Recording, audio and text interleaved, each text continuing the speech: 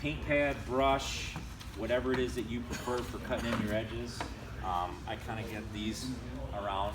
It's not a complicated concept for cutting in edges, whatever works for you. I know we got tiny panels here, but we try to show multiple colors, so I'll just keep it in a small space like this. Lay the stain down. What happens with the sweat, what happens with the moisture, basically just kind of mix together. We use only like 12 grit, and that goes up. So what you have to do is you got to straighten it off. Ooh, that's nice. That's hickory? This is our hickory colored stain on hickory wood. That's beautiful.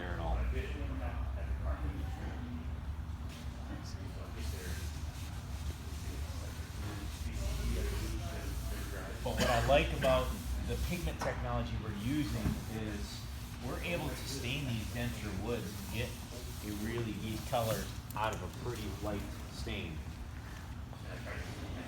Josh, can I ask you to grab me that backpack back right behind you there? So something that I've been starting to show more and more. Thank you, sir. There's my on switch on this guy. When to know your stain's dry. How do you guys use the rag gun?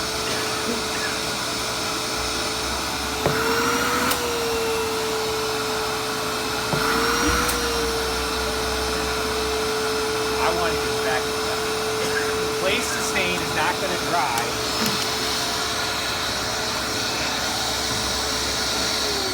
It's not going to be on the surface of the board. It's down in the gaps. It's down in the grain.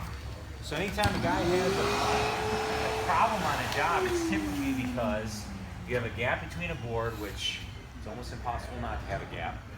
Your product gets down in that gap, it sits there, it pools, it has a heavier concentration, and it's not drying as fast. So I push this conversation. It's a stupid, easy, kind of seems a little too crude, but guess what? If it works, do it. So I implore people to get a vacuum out, verify your stain's dry before you proceed forward, because all your problems are going to happen because the stain hasn't fully off-gassed. It weakens your finish. It can cause your finish to peel. It can result in something that looks like white line syndrome, poly beading, you name it. It keeps on going. And I usually do that to kill a little time so that I can bring my black line.